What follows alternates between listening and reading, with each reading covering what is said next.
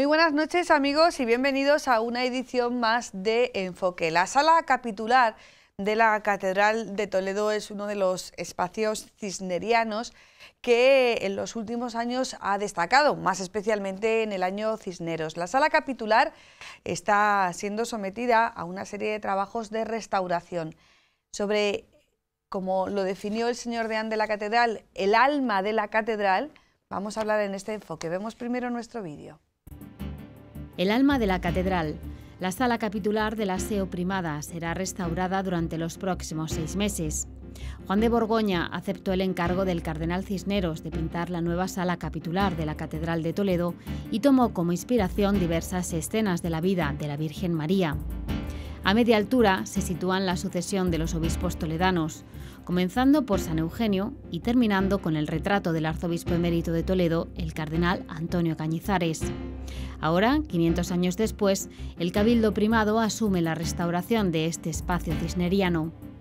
Los trabajos de restauración han sido presentados hace unas semanas y, coincidiendo con este acto, se dieron a conocer algunos hallazgos interesantes, como por ejemplo la técnica empleada para la realización de las pinturas.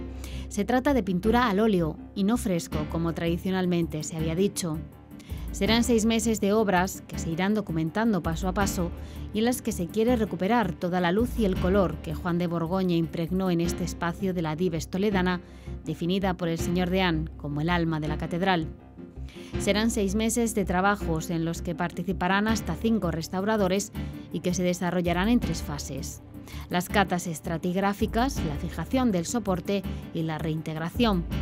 Uno de los grandes temores del equipo de restauradores son los repintes que se pueden encontrar y su antigüedad. Además de acometer la restauración de las pinturas de Juan de Borgoña, los trabajos incluyen la restauración del artesonado, la instalación de una nueva climatización y un nuevo sistema de iluminación que en esta ocasión será sufragado por la Fundación Endesa. La presentación de los trabajos de restauración se realizaba en la Capilla Mozárabe, que fue la primitiva sala capitular de la Seo Primada, hasta que el cardenal Cisneros decidiera adquirirla al Cabildo Primado para transformarla en la actual Capilla Mozárabe. Todos los trabajos realizados, los estudios técnicos y científicos, serán objeto de una publicación impulsada por el Cabildo de la Catedral Primada. 500 años después, las pinturas de Juan de Borgoña recuperarán su color original gracias a un proceso de restauración en el que se va a incluir también el artesonado y el cambio de iluminación, así como la climatización.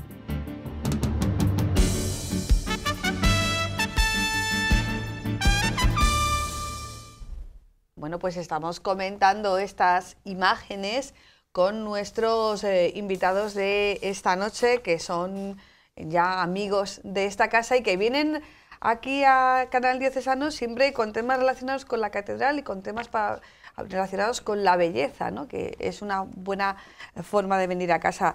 Don Antonio Sánchez Garriga, buenas tardes, Hola, buenas noches, tardes. mejor dicho. Buenas noches. Con el cambio de hora estamos todavía un poquito despistados. La cámara ofrece detalles que el ojo no ve, Sí, pero también disimula cosas que el ojo sí ve, ¿verdad? sí. En estas imágenes lo hemos podido ver, luego lo comentaremos. Tenemos también a don Jaime Castaño, arquitecto de la catedral. Don Jaime, buenas noches.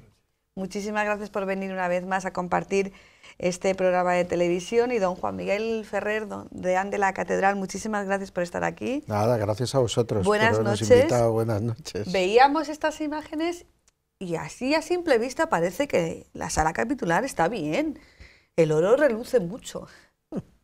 Hay que verlo con ojo crítico. Con ojo crítico, para ¿no? que luego las cosas queden bien.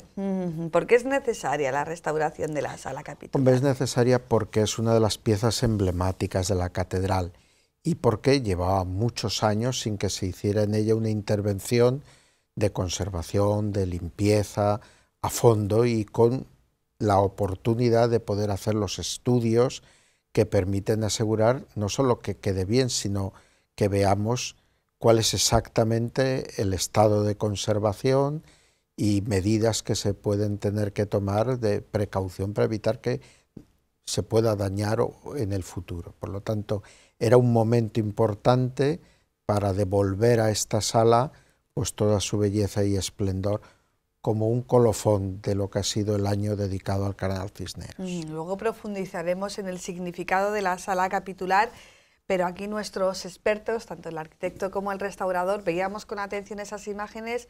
Claro, ellos esta misma mañana han estado haciendo la visita de obra a la catedral, ya hay andamios, ya se pueden acercar mucho y realmente las imágenes no nos dicen todo lo dañada, por decirlo de alguna manera, que está la sala, ¿verdad? Efectivamente, o sea, 500 años, pues son muchos años y se nota, ¿no? O sea, hombre, se nota a simple vista, aunque parezca que no se nota, sí se nota.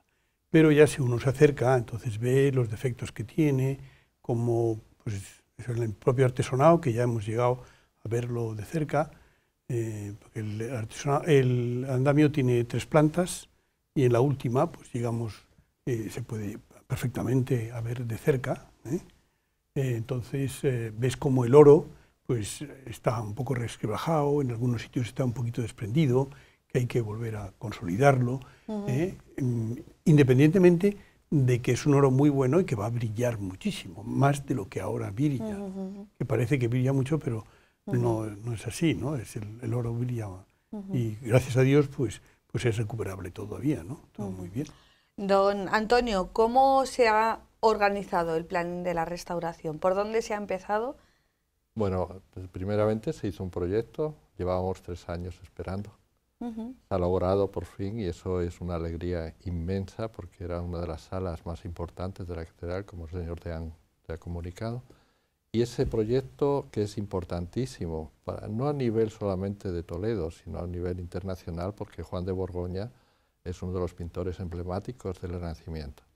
Es un pintor emblemático en el sentido de que trajo en parte la pintura renacentista. Él estuvo en Ávila en un principio, luego llegó aquí con el cardenal Cisneros y hizo una de las grandes salas importantes que así lo deseaba el cardenal Cisneros. Es una pintura al óleo, como siempre he comunicado, aunque ningún historiador... Sí, porque en los manuales de historia la referencia siempre es pintura al fresco. Sí, lo que pasa es que el historiador, no sé por qué causa ni nada, han estudiado muy poco las tecnologías pictóricas de todos los momentos, incluso la actual, ¿no? Entonces esta pintura es al óleo sobre yeso. La diferenciamos con la restauración que hicimos recientemente, que es de la sacristía, que esa sí es al fresco. Al óleo, al fresco, al fresco. Y esta es al óleo, pintura al aceite sobre yeso, que es la dificultad que vamos a tener visto de cerca, que aunque en el proyecto ya habíamos pensado en el tema, es que viéndolo con detalle se han encontrado algunas cosas que son dignas de contar y luego la contaremos. Bueno, vamos a centrarnos un poco en el espacio. ¿Cuál es el significado de una sala capitular? Bueno, que sala capitular hay en todas las catedrales, pero por ejemplo en el Ayuntamiento de Toledo también hay una sala capitular. Bien, porque hay sala capitular en todas las instituciones que se gobiernan por un colegio, un grupo de personas. En este caso son los canónigos de la catedral y entonces tienen que tener para ese gobierno colegiado de la catedral una sala donde tienen sus reuniones, donde deliberan sobre los temas, donde se hacen las votaciones. Y también es uno de los lugares donde cuando se crea un nuevo canónigo, pues toma posesión de la canonjía. La toma de posesión de la canonjía se suele hacer en 2 partes que ya indican un poco lo que es la función del canónigo y la importancia de la sala capitular. Primero se hace el juramento y se firman, digamos, los compromisos que adquiere el nuevo capitular en la sala capitular. Y luego se va al coro, donde toma posesión de su sitial, y que es el lugar donde va a hacer la tarea más importante que hace un canónigo y que hace el cabildo en su conjunto, que es el culto a Dios, la oración de las horas. Y entonces la sala capitular representa lo que es el canónigo como administrador, custodio, conservador de la catedral en su materialidad, y el coro representa lo que es su función y su dedicación al servicio de la Iglesia, del obispo y particularmente del culto divino. No siempre fue esta la sala capitular de la Catedral de Toledo. Efectivamente, la Catedral de Toledo, desde casi su origen, tiene dos salas capitulares. Una era la más antigua, que era la sala capitular de invierno y que estaba situada donde ahora está la capilla mozárabe, y que era la base de lo que se pensaba podría llegar a ser la segunda torre de la catedral, que nunca llegó a hacerse. Y luego había una sala capitular de verano, que es un poco más moderna, porque se construye cuando se construye el claustro, que es un poquito posterior que lo que es el planteamiento general de la catedral como edificio. Y ahí se tenían las reuniones cuando en el otro lugar hacía demasiado calor. En el claustro, un poco más ventilado, un lugar más, pues era la sala capitular de verano. Cuando el cardenal Cisneros decide crear la capilla mozárabe, piensa en utilizar como espacio la sala capitular de invierno. Comienzan primero a tener el culto mozárabe en la sala capitular de verano, mientras se iba preparando el desmontaje de la sala capitular de invierno. Y cuando ya aquello estuvo preparado, empezó a quedar como sala capitular la que está en el claustro y como capilla mozárabe la antigua sala capitular. Pero el cardenal Cisneros se comprometió a construir una nueva sala capitular de invierno y hacerlo con todo el esplendor requerido para lo que era ya la Catedral de Toledo en su tiempo. Y entonces es este el edificio y la sala que vamos a ver restaurada dentro de unos meses.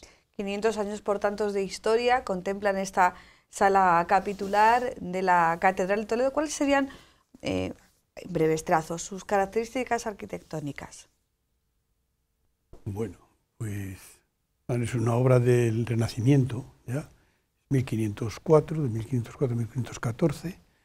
Es una sala que tiene 13 metros y medio por 7, aunque tiene una antesala, que es en donde se guardan las actas capitulares, que se hicieron posteriormente a cuando se acabó la sala capitular, los dos armarios, ¿no? Uno a los pocos años, 1549, 1551, y la siguiente en 1770, 200 años después, la de la derecha. Y bueno, entonces las características, pues efectivamente, desde el punto de vista constructivo, es una construcción como toda la catedral, que es muy robusta, podríamos decir, porque tiene unos muros de 1 metro de espesor, lo cual pues ha llevado que en el tiempo incluso tenemos una grieta importante de asentamiento que ya está estabilizada, por lo tanto no hay riesgos, fue un movimiento que hubo en su día por el tamaño del peso propio de su estructura, y entonces en esta sala tiene un artesonado importante que se hizo de 1504 a 1508, fue la primera obra que se hizo, por decir así, empezó por ¿Empezaron por el artesonado? Sí, y luego, hombre, es lógico, ¿no? Se acaba lo de arriba y luego ya puedes venir pintando, si no, luego estropeas las pinturas, ¿no? Y encima se hizo otra sala que entonces era la cerería, donde se hacían las velas, etcétera, ¿no? Y se puede todavía observar en la fachada de la sala, debajo de las ventanas, toda una estructura metálica donde se colgaban las velas para secarlas y que tuvieran el plomo, o sea, que fueran absolutamente rectas, ¿no? Sí, la verticalidad. Se dejaban fuera. Bien, entonces yo creo que una de las características más importantes desde el punto de vista constructivo es su robustez, ¿no? Luego el suelo que se puso inicialmente es un suelo de barro cocido, que luego fue sustituido en el siglo XVIII por un suelo ya barroco, que es lo que tenemos ahora, con unos mármoles muy ricos y unas formas muy bonitas. Y esto sería un poco las características constructivas importantes. Desde el primer momento Cisneros piensa en Juan de Borgoña, ¿no? ¿O tiene alguna duda? ¿O le elige a él directamente? Le elige a él directamente porque ya tenía fama, ya venía de Ávila y ya es una persona, siempre hay que pensar que estos pintores viene de Pedro Berruguete, que antes Pedro Berruguete era el pintor de la catedral, ¿no? Entonces, al fallecimiento de Pedro Berruguete le sustituye Juan de Borgoña. Es un pintor muy interesante, aunque Borgoña significa ya Centro Europa, y se discute siempre que ha tenido una gran influencia italiana. Incluso se ha hablado que viajó a Italia, pero se discute tanto los historiadores que llega a la conclusión que muchas de las cosas no se han puesto verdaderamente, la palabra entrecomillada, limpias, ¿no? Entonces todo el mundo habla de Juan de Borgoña, pero nadie verdaderamente ha conseguido lograr una situación. Hay que contar también, para que nos escuchen, que Juan de Borgoña es ¿cómo explicarle a usted? Es el sello que trabajaba con mucha gente. No solamente es Juan de Borgoña el pintor, claro, ¿no? Nadie puede hacer un trabajo de esta envergadura mientras él está haciendo un retablo fuera de Toledo, más le encargan la capilla mozárabe, en que él está con un pincelito subido en andamio. Normalmente lo que sí hace es el proyecto, o sea, el proyecto del dibujo preparatorio, se lo enseña al cardenal, dice que viaja con Covarrubias fuera de Toledo, creemos que es Alcalá de Henares, y le enseña cuál es la iconografía. La iconografía tampoco la hace él. Se le indica qué es lo que yo quiero, le dice el cardenal, que es esto dedicado a la Virgen. Que luego o sea, que no es un tema libre elegido por el artista. No, generalmente se le indica perfectamente cómo debe ser todo el dibujo. Él lo ejecuta una vez enseñados los dibujos preparatorios, y él está a su vez con un yesaire que le prepara el muro. Hay unos dibujos que seguramente, por lo que he podido yo ver, son de él. Son unos dibujos, para mí personalmente, centroeuropeos. Es muy aflamencado, que es la pintura flamenca, que es de Centro Europa, y se habla después que tiene una gran influencia italiana. Bueno, normalmente el cardenal Cisneros llega a un momento en que sí, con Covarrubias del Renacimiento, ya se discute que si es de España para allá o Italia para acá, porque muchos pintores y escultores en España eran importantes. Entonces está con otros ayudantes, entre ellos Luis de Medina, que después hace los famosos jarrones de la antesala, y él hace una ejecución bastante interesante, porque los dibujos y las pinturas, que son al óleo, como ya les he dicho anteriormente, están hechas y ejecutadas seguramente los rostros por él. Eso lo discutiremos posteriormente para ver una diferenciación entre una forma de pintar y una técnica de otra. Y llega un momento en que posteriormente, a los 70 años, parte de la pintura se destruye. A los 70 años de haberse pintado la sala capitular. Sí, se indica a Blas de Prado, que es otro pintor real, que estamos hablando de 1586 aproximadamente, y vemos que hay un destrozo grandísimo en la ascensión de la Virgen. Y sobre todo en los azules. Si usted se fija en los azules son más claros, parecen algo extraño, ¿no? ¿Y fue a propósito? No, se deterioraron. Se deterioraron por el pigmento, normalmente el azul cambia un tono y se vuelve oscuro. Entonces seguramente a Blas de Prado, después a los 70 años, le dijeron: mira, esto está demasiado oscuro, a ver si esos azules los procura ponerlos más claros. Y entonces la Virgen la vuelve a rehacer, parte de la Virgen. Claro, aquí se plantea un dilema para los restauradores, ¿no? Sí, se vuelve al original Borgoña, se queda con el Blas de Prado, porque hay 70 años de diferencia que no son tantos, sinceramente, ¿no? Lo que vamos a ver, eso es una parte importante de la intervención, que nosotros lo conocíamos por los pagos que se hicieron a Blas de Prado, pero vamos a ver cómo está ese azul, cómo está retocado, porque muchas veces se hace mal. O sea, que nosotros lo que hemos podido ver en estos días es que no está bien hecho. No sabemos si Blas de Prado es verdaderamente el primer ejecutor, que lo es, o posteriormente ha habido otras intervenciones, claro, que eso es la parte que va a llevar un historiador, que es el historiador que nosotros hemos contratado, para que haga un expurgo y ver todas las intervenciones que se han hecho desde sus inicios hasta nuestros días. Mucho ya está escrito. Sí, pero bueno, siempre sale algo, ¿no? Sí, pero hasta 1914 no se supo que verdaderamente, aunque anteriormente ya lo había escrito Pérez Sedano, en el siglo XVIII, que era Juan de Borgoña, porque encontró los pagos, no se publicó hasta 1914. O sea, que hace ¿Por 4 qué? días como aquel. Primero porque la sala capitular era secreta, estaba cerrada al público y solamente lo pudieron escribir algo sobre el tema personas que pertenecían al Cabildo. Y entonces, hasta 1900, C.A. Bermúdez, con la Academia de San Fernando, fue de los primeros que ya confirmó que era Juan de Borgoña. Hay que darse cuenta de esto.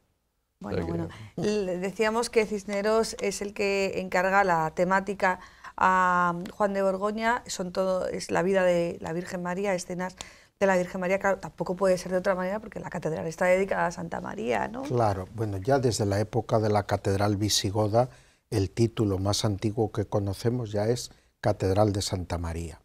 Luego la catedral gótica tiene el matiz que es a la Asunción de la Virgen. Como era muy frecuente en el gótico, eran consagradas o a la Santa Cruz o a la Asunción de la Virgen, eran las dos advocaciones más frecuentes. La nuestra es a la Asunción de la Virgen. Pero cuando Cisneros encarga o elabora este proyecto, se ve claramente que hay una voluntad de expresar cómo la catedral es casa de la Virgen.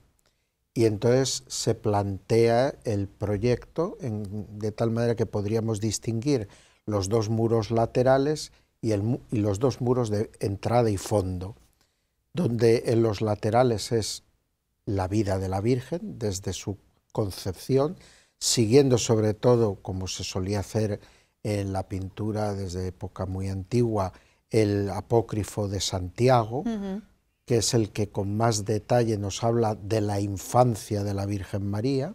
Entonces está el abrazo en la puerta dorada como concepción de la Virgen María. Es la primera iconografía inmaculista antes de que se desarrollara más teológicamente este tema. Luego está la escena del nacimiento, la natividad de la Virgen. Si nos vamos fijando, también coincide con fiestas litúrgicas en honor a la Virgen María, su Inmaculada Concepción, su natividad. Luego está su presentación en el templo, donde los padres de la Virgen, hasta ahí se sigue también el apócrifo de Santiago, a la edad de 3 años la llevan al templo y allí se queda para ser formada por las mujeres que, como se sostenía en aquella época, vivían al servicio del templo.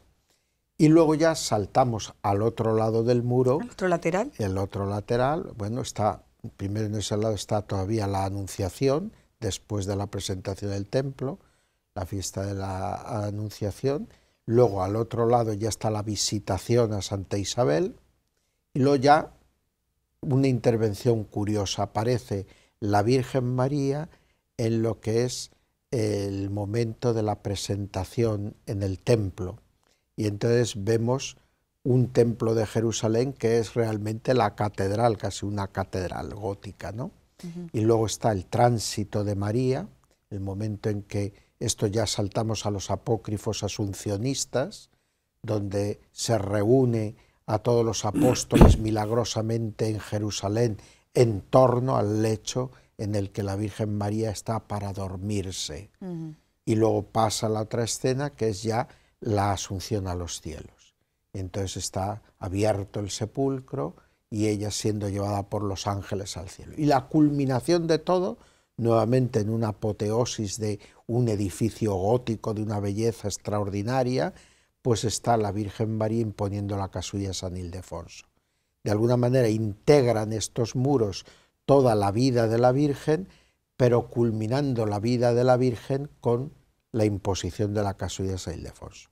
Los otros dos muros, el que corresponde a la entrada de la sala capitular y el del fondo donde está el sitial del arzobispo, pues ahí entra otra temática. En el del fondo va a ser el misterio de la muerte y sepultura de Cristo, donde nuevamente aparece la Virgen, aunque aquí el protagonismo es del Hijo, pero está Cristo crucificado y María al pie de la cruz, la piedad, es decir, la Virgen María recibiendo al Hijo ya muerto en la cruz, y luego está la resurrección de Cristo.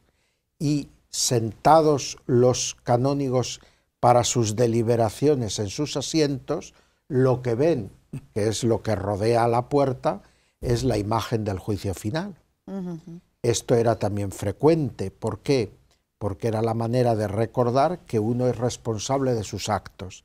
Vosotros sois los que ahora regís la catedral, tenéis que tomar las decisiones de su administración económica, de su administración pastoral, tenéis que aconsejar al obispo. En aquella época no había consejo presbiteral ni colegio de consultores. Todos los organismos que hoy en día tiene la Iglesia para asesorar al obispo, en aquella época era el cabildo, el organismo para todo eso. De hecho, parte de lo que hoy en día son los consejos de gobierno de los obispos eran las dignidades catedralicias. En origen, quienes ocupaban esos cargos de lo que ahora llamamos los vicarios, pues eran los miembros del cabildo, que eran dignidades catedralicias. Y ahí se tomaban todas estas decisiones tan importantes para el gobierno de la diócesis. Pues lo que estaban contemplando era el juicio. Y aquí el juicio pues se despliega también con toda una riqueza, pero también con unas características, podríamos decir, de protocolo y de ceremonial. O sea, la escena no está dejada tampoco a una absoluta libertad, sino que Cristo está entronizado en el centro como Señor que va a juzgar el cielo y la tierra. Rodeándole están los apóstoles, formando más cerca de Jesús dos personajes que están intercediendo ante él en favor de todos. A su derecha está la Virgen María, a su izquierda San Juan Bautista, pero todo esto es algo característico de esta escena. Todos los pintores, todos los escultores representaban esta escena con esta distribución de los personajes. Coros de ángeles están por detrás de los apóstoles y luego delante suele haber unos ángeles trompeteros que convocan a los muertos al juicio, y al lado de la derecha están los que son despertados para ir a la gloria y a la izquierda los que van a la condenación. Y aquí, para facilitar la catequesis, aparte de unos demonios horribles y de unos gestos desesperados en los personajes que van al infierno, están los pecados capitales escritos en unas cartelas. Al otro lado, llenos de serenidad, de paz, parece otro mundo totalmente distinto, los que están resucitando para la vida. Y en el extremo, más extremo de la zona de la vida, hay un personaje religioso con tonsura propia de un religioso, que está desnudo, con las manos juntas, sale de la tumba, pero está como en genuflexión mirando hacia Cristo, y parece que es un retrato del cardenal Cisneros. Por lo tanto, parece. Exactamente, no podemos lanzar ahí, pero es un religioso importante porque está ahí situado y que intercede con clemencia y desnudez ante Dios. O sea que esto tenía toda una catequesis, porque de frente estaban, ya digo, el arzobispo y sus canónigos, y esta era la visión que tenían como un recordatorio permanente de con qué actitud debían de hacer las cosas. Pues también tenemos en mente el juicio final de la capilla de la Sixtina de Miguel Ángel, que exactamente. Es el mismo una contenido, estructura parecida una en estructura este sentido. Lo que pasa que con otra capacidad artística. Bueno, vamos a hablar de las complicaciones, porque, a ver, las haylas. A pesar de que se ha hecho un estudio, 3 años de proyecto y tal, una vez que uno coge andamio y coge lupa, hay complicaciones. ¿Cuáles las que preveían? Y no sé si ha salido algo que no se preveía, don Jaime. Bueno, complicaciones hasta cierto punto.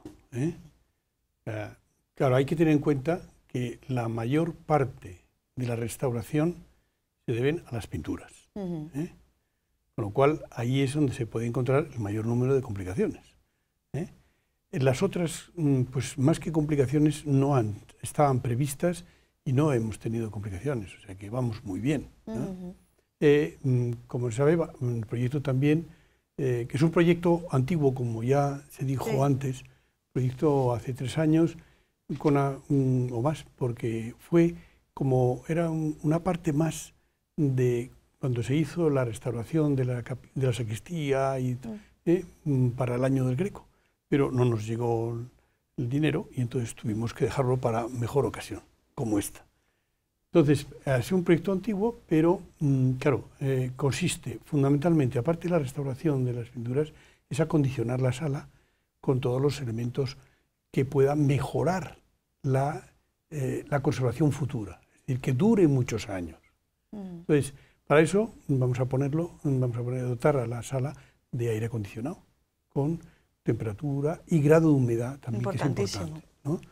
Ahí, en cambio, no hemos tenido ninguna complicación, ¿eh? Con lo cual, pues... Que justo es decir que lo hace una empresa local de Toledo. Justo es decirlo. Bueno, entonces, efectivamente, eso no hemos tenido complicación ninguna. Luego, hemos hecho ya pruebas antes de empezar la restauración de la iluminación. Qué tipo de luz, qué foco, tal, o sea, y ahí tampoco hemos tenido grandes complicaciones. Aquí ya sabemos que por ahí no van a venir complicaciones. Donde también en la puesta del andamio, pues tampoco hemos tenido complicaciones, porque la sala capitular, aunque está 7 metros por encima del nivel de la calle, y por debajo está lo que se llama hogar y fábrica, pero tiene un muro en el medio que divide la luz de la sala capitular, con lo cual todo el andamio, el posible peso del andamio que podíamos meter a la sala capitular está muy repartido, O sea que eso ya lo teníamos previsto y no hemos tenido dificultad. Se ha montado el andamio, ya está acabado. Entonces ahora, cuando empiezan es a ver muy de cerca las cosas que antes nos imaginábamos pero no podíamos, que es fundamentalmente las pinturas, el techo. Eso es donde podemos tener más dificultad, ¿no? Pero por el resto hemos tenido, como decía así, lo que teníamos previsto, hemos acertado, está bien, ¿no? Vamos con las pinturas, don Antonio. La principal complicación, y en aquella presentación de hace una semana nos decía que vamos a volver a ver los colores de Borgoña, y con esto de los colores comentábamos antes de comenzar que hay gente que luego se sorprende, porque claro, ve unos colores, pasó con la sacristía, pasó con el expolio, pasó con la custodia, que luego claro, ven unos colores que dicen, bueno, esto se lo han inventado, ¿no? Claro, tantos años viéndolo apagadito, ¿no? ¿Qué es lo que nos va a pasar con estos colores, yo creo, ¿no? Va a parecer que yo soy el complicado de todos, pero bueno, la situación es que a través de casi 600 años, porque no estamos hablando de 500, estamos muy cerca, pasado ya casi que 600 años, han pasado muchas cosas. Entonces, viéndolo de cerca, aunque teníamos previsto algunas, no hemos encontrado verdaderamente los papeles de las intervenciones que ha habido. Son unas intervenciones malas, sobre todo del siglo XVIII. En el siglo XVIII en la catedral, como ya hablamos cuando hicimos las famosas bóvedas, se utilizó muchísimo el óleo, se repintó muchísimo, porque las limpiezas no se atrevían a hacerlas. La catedral se ha lavado, los muros se fueron lavados seguramente en el XVIII, el cálculo que yo, por la técnica que he visto, ¿no? Hay barridos, se llama barridos, aunque han desaparecido algunas veladuras de algunas zonas, que eso ya lo sabíamos, pero ha habido otras cosas como la intervención que había hablado antes, que era de Blas de Prado, que no sabemos verdaderamente si la vamos a eliminar o no, eso es una cuestión que vamos a ver posterior, y luego en la catedral, a través de las vidrieras, entraban pájaros, entraban murciélagos. Sobre todo el tema de los murciélagos en todas las catedrales de España ha sido un problema muy grande. Han destrozado cuadros porque anidaban detrás de los cuadros. Aquí creemos que han anidado en el alicer, en la parte de arriba, que va a la banda debajo del artesonado, y han provocado con los excrementos en los muros muchísimos goterones, pequeñas, son goterones muy pequeños que han afectado al pigmento. O sea, en cuanto limpiemos nosotros y quitemos las capas de barniz y de cola que le han dado posteriormente a la pintura, van a aparecer estos goterocitos pequeños en toda la pintura, que eso estamos viendo que los debemos eliminar, pero han afectado al pigmento. Eso lo hemos encontrado en las pinturas en general. O sea, es una cosa que desgraciadamente han entrado estos pequeños murciélagos que muchas veces en la propia catedral, si uno se queda, vuelan. porque anidan y es una cuestión ya bastante complicada. Y eso es uno de los elementos que yo tengo un poco en mi cabeza, en el problema de su eliminación, que ya me he encontrado en otras pinturas. Por otro lado, la pintura de Blas de Prado lo veremos con infrarrojo, con una cámara infrarroja, y haremos un recorrido de casi todas las pinturas. Primero para ver el dibujo subyacente, que va a ser muy importante porque el dibujo subyacente es verdaderamente, como explicarle, la forma de realizar la pintura es el elemento donde el ayudante y todo no se va a sobrepasar del dibujo, y va a recrearse en esto.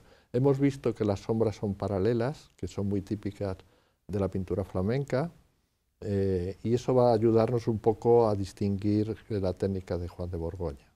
Piense que Juan de Borgoña, como le dije antes, no fue descubierto hasta el siglo XIX, aunque se sabía de él y se conocía, ya hemos conocido hasta el testamento que han sido encontrados, las veces que se casó, los hijos que tuvo un hijo pintor también, que no conocemos ninguna pintura de él, y era un hombre que tenía un equipo importante, doradores, el yesaire, o sea, todos los elementos para hacer las pinturas no era él solo. O sea, que él llevaba su propio equipo de gente en la que confiaba y con la que colaboraba. Sí, casi todos. Lo que pasa es que normalmente en los pagos, siempre los pagos se hacen a él. Hombre, claro, para eso era el jefe. Y entonces él repartía después los dineros que habían ganado. Me parece que eran 45.000 maravedíes lo que costó. Entonces luego se le indica en la capilla mozárabe que nosotros descubrimos la antesala, que era el vestuario, un cielo estrellado. Si uno se acerca a ese, eso fue descubierto por nosotros, que es fantástico. O sea, que ya teníamos dos ejes de la propia catedral importantes por el cardenal Cisneros, ¿no? Él conocía al cardenal Cisneros propiamente, y uno de los retratos que tenemos es de él, o sea, que lo pintó él expresamente. Los 82 retratos que están abajo, las letras son de Blas de Prado, también se le pagó por las cartelas que están abajo, y los pequeños escudos. ¿La sillería es de la época o es posterior? Sí, ¿Es también de la época? Sí, ¿Y qué tal está la madera? Bien, ¿no? Sí. Es que antiguamente se hacían las cosas muy bien, ¿verdad? Para que durasen. Claro. Y también muy incómodas para que sufrieran. Sí, para que no se entretuvieran. Claro, porque las reuniones a veces duraban más de la cuenta, ¿no? Claro. Y entonces Y luego había un vitral, una vidriera, que desapareció posteriormente porque ahí también se ocupaba el secretario del Cabildo. Buena luz, claro. Y entonces no había buena luz, la antigua, la primera, claro, porque seguramente llevaba el escudo del cardenal en el centro, y la eliminó porque decía que no podía ver bien. O sea, pero bueno. Hablábamos también antes del artesanado, que tiene algunas pequeñas pérdidas. Del oro es de pino de Cuenca. De la madera. La madera, sí. La madera, sí. Pino de Cuenca, y la madera está fenomenal. O sea, casi todos los contratos se hacían así. O sea, decía, la madera la ponemos nosotros la iglesia para ahorrar el pago. Que tenía sus propias tierras y propiedades. Sí, ¿no? En Cuenca, sí. Es importante en este tipo de trabajos tener el archivo, en este caso el de obra y fábrica, porque ahí viene absolutamente todo, todos los contratos, todos los pagos, los pleitos, que a lo mejor alguno habría, no sé, en este caso, si Juan de Borgoña no era tan quisquilloso como el Greco, que siempre terminaba con algún pleito. Hemos hablado de la iluminación. En este caso, la catedral ha contado con alguna ayuda, con algún mecenazgo. En el caso concreto de la iluminación, corre a cargo de la Fundación Endesa, precisamente Carlos Mújica, el director general de la Fundación Endesa, vino a Toledo a presentar este trabajo. Vamos a ver una pequeña intervención suya. La Fundación Endesa nació hace 20 años y su propósito inicial fue justamente el de iluminar el patrimonio que hay en España. Al final, pues cuando nace la electricidad, ¿no? Uno se acuerda, bueno, ya nos pilla un poco jóvenes, ¿no? Pero se llegaba a un pueblo nuevo y era la alegría del lugar, y entonces creíamos que había que poner en valor todo el patrimonio que había en España. Desde entonces hemos iluminado más de 500 monumentos, de los cuales 13 en Castilla-La Mancha, y bueno, pues tener la oportunidad de poder iluminar la sala capitular en la Catedral Primada de Toledo, pues es realmente un gran honor y es de esas ocasiones raras donde de verdad estás contribuyendo a una gran obra del patrimonio español. De ahí que nosotros pues, de cabeza nos metiésemos encantados a poder hacer esto. Es verdad que la Fundación ha evolucionado con el tiempo de iluminar nuestro patrimonio a iluminar a las personas, y al igual que el interés por los problemas sociales ha ido creciendo, pues también la Fundación se ha ido metiendo más en programas sociales para ayudar a personas con muchas dificultades a encontrar trabajo, para ayudar a estudiantes a poder seguir estudiando porque tengan dificultades ya sea en casa o por el entorno que tienen, y eso pues nos lleva a que nuestro lema sigue siendo iluminamos talento, y en este caso qué mejor talento que el Cardenal Cisneros y la obra que encargó, ¿no? Y esa sala. Bueno, pues no es mal lema, iluminamos talento, ¿verdad? Exactamente. ¿Se acepta mecenas, don Juan Miguel? Pues sí, evidentemente, si alguna persona o alguna institución quiere echarnos una mano para salir adelante en los gastos de esta obra, pues será bien recibido. Evidentemente la catedral, pues antes de emprender una tarea, una obra de este tipo, pues procura buscar ya colaboraciones en ámbito privado y ámbito público. En este caso el mecenazgo va a ser sobre todo del ámbito privado, la Fundación Endesa, como ya se ha mencionado, y algunas otras entidades van a ayudarnos y esperamos poder así cubrir gran parte del gasto que supondrá esta restauración.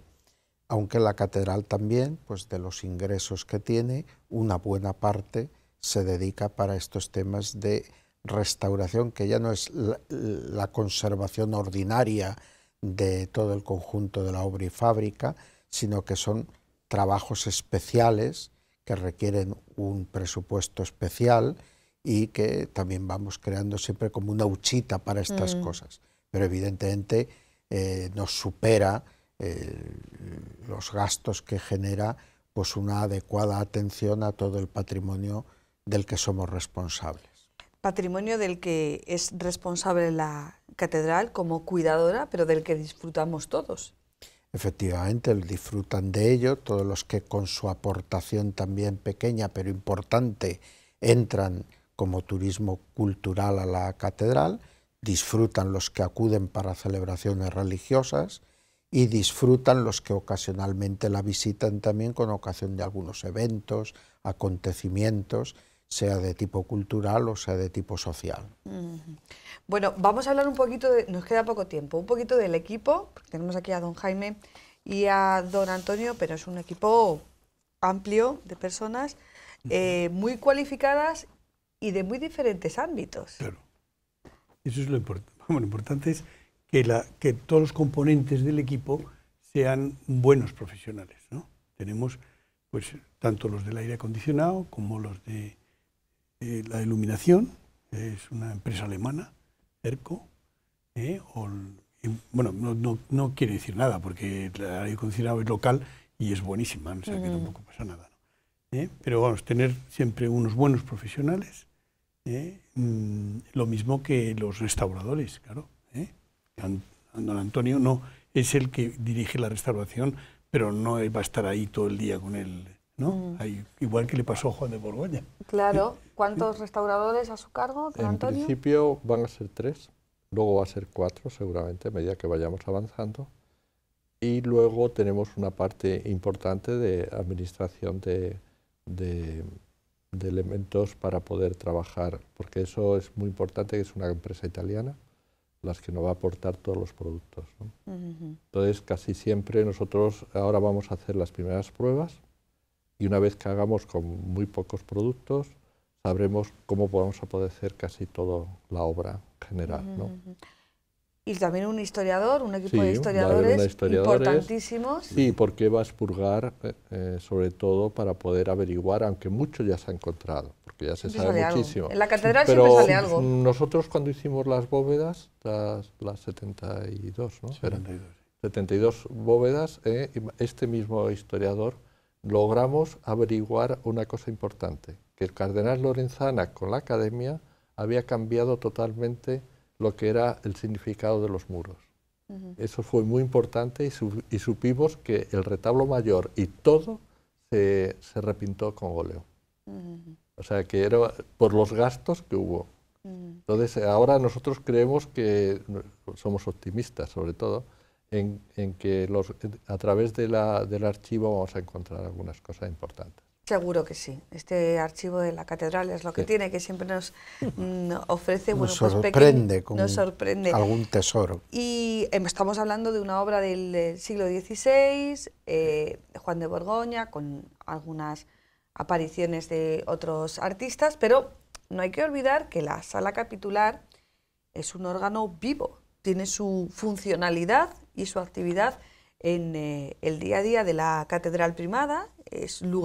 No es el habitual lugar de encuentro, de reunión del Cabildo, pero sí para, como nos ha explicado en determinadas ocasiones eso, se utiliza, y allí están depositados los retratos de todos los que han sido arzobispos de la diócesis de Toledo, el último de ellos, el de don Antonio Cañizares, sí. Y además, claro, de obras ya de autores contemporáneos. Pues sí, claro. Que también puede ser, es una otra visión, ¿no?, de la capitular. Efectivamente, muestra la sala capitular también nuestra sucesión, nuestra conexión con la sucesión apostólica. Es decir, desde nuestro primer obispo, que se dice legendario porque no tenemos de él documentos históricos, sino tradición, que es Eugenio Mártir, San Eugenio Mártir, el llamado Eugenio I, pues desde él, que hay que situarle en el siglo II, pues hasta don Antonio Cañizares, que es el último cuyo retrato aparece ahí expuesto, pues tenemos una ininterrumpida serie de obispos que han regido nuestra diócesis desde los comienzos de la predicación apostólica hasta nuestros días. De alguna manera, ahí se visibiliza lo que es la Iglesia de Toledo y lo que es la Iglesia católica, dentro de la cual se inscribe esta Iglesia de Toledo. Retratos que, ya se alteró la costumbre, se ponen una vez que el arzobispo abandona la diócesis de Toledo, no cuando fallece, como era antiguamente. La serie tiene, evidentemente, todos los anteriores, incluido el de Cisneros, se colocaron cuando ya algunos de ellos hacía mucho que habían muerto, porque se pintaron en el momento en que se hace, en tiempos del canal Cisneros, pues la sala capitular nueva. Pero luego, a partir ya de ahí, del sucesor de Cisneros, con la llegada del emperador Guillermo de Croix, pues ahí, aunque ahora dicen que es Guillermo de Croix, flamenco y no francés, pues entonces ahí empiezan ya a situarse cuando fallecen. Él falleció muy prematuramente, fue arzobispo muy joven y muere a los 4 años, me parece, pues ya es el primero que se le coloca al fallecer. A partir de ahí, como los arzobispos estaban en Toledo hasta que morían, pues la inmensa mayoría, alguno hay que presentó la renuncia, pues se les ha colocado el retrato al morir. Pero claro, después del Concilio Vaticano II se introduce una nueva disciplina eclesial, por la cual los arzobispos, al cumplir 75 años, presentan su renuncia al Santo Padre, ponen a su disposición la sede, y luego ya el Santo Padre, más pronto o más tarde, puede aceptar esa renuncia. Entonces ya desde don Marcelo, pues empezamos una nueva fase en la que el retrato se ha colocado no al fallecer, sino en el momento en que deja la sede, porque pasa a la condición de emérito. Y así ocurrió con el de don Francisco, que también se colocó en el momento en que pasa la condición de mérito. Obra de Isabel Guerra, Isabel creo. Guerra, Sí. efectivamente, esta religiosa cisterciense de Zaragoza. Y luego don Antonio, que fue otro caso distinto, como ocurrió antes con el cardenal Vicente Enrique Tarancón, que son trasladados a otro lugar. En el caso del cardenal Tarancón fue trasladado a Madrid, y en el caso de don Antonio fue llamado por el Papa Benedicto XVI a Roma para ocupar la congregación del culto divino y la disciplina de los sacramentos como prefecto. Y en ese momento es cuando se puso su retrato. Bueno, quedan muchos huecos, ¿no? No vamos a contar como en San Juan de Letrán, que hay gente y tenemos contando. todos los respaldos de los asientos, de los sitiales para poder O hacer sea si que tira falta. O sea que... Lo que no hemos contado todavía y lo tenemos que contar en 10 segundos es algo que nunca quieren contar ni los arquitectos, ni los restauradores, ni los responsables de la obra, en este caso el señor Deán. ¿Cuándo acaban? Bueno, esperamos poder acabar pues en el mes de octubre. En el mes de octubre. Sí. En Torna el mes de esa octubre, noviembre, y a partir de ese momento se podrá contemplar. Volver a visitar. Y bueno, pues yo creo que habrá tiempo a lo mejor para hacer un nuevo programa, si les parece, para explicar esos nuevos colores que no se los ha inventado don Antonio Sánchez Barriga, sino que ya estaban. Pero bueno, esa pedagogía, ¿no?, que muchas veces hay que hacer con el mundo de la restauración. Muchísimas gracias a los tres por haber convertido este tiempo de conversación con nosotros y nosotros volvemos la semana que viene. Buenas noches.